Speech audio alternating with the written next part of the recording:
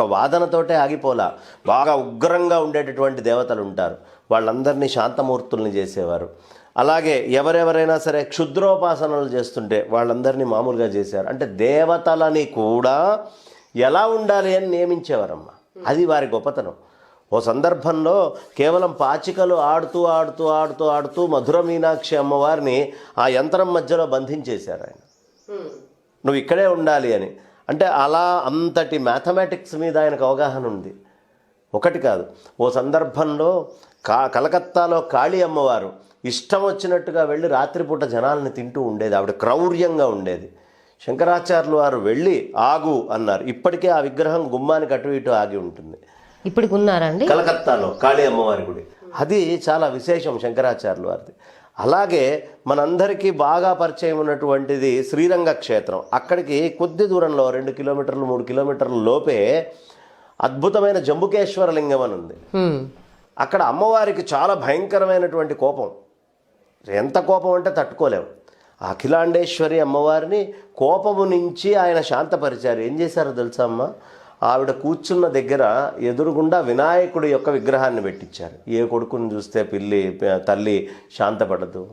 అంత ఉగ్రంలో ఉన్నటువంటి అమ్మవారిని ఒక చిన్న వినాయకుడి బొమ్మ పెట్టి, అందుకనే మనకి అగజానన పద్మార్కం గజానన మహర్నిశం. అగజానన అంటే గజాననుడు కానివాడనో వినాయకుడు కానివాడనో కాదు అర్థం. అగము అంటే కొండ, అగజ అంటే కొండకి పుట్టినటువంటిది ఎవరు? పార్వతి అమ్మవారు. అగజ ఆనన, ఆ పార్వతి అమ్మవారి మొహము పద్మార్కం.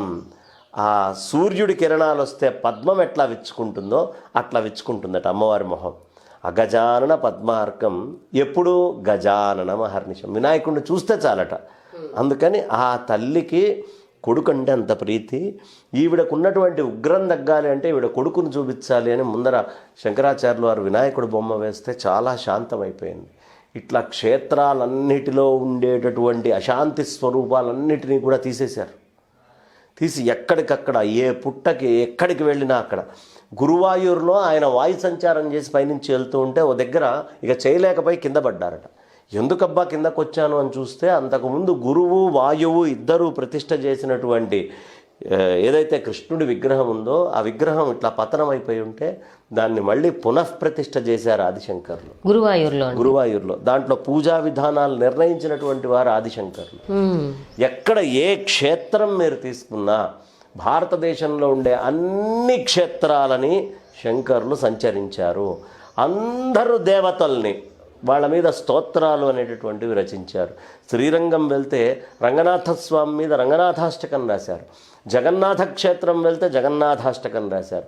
ఇలా శంకరాచార్యుల వారు తిరగనటువంటి ప్రదేశం లేదు, చేయనటువంటి వైదిక ధర్మ ఉద్ధరణ లేదు.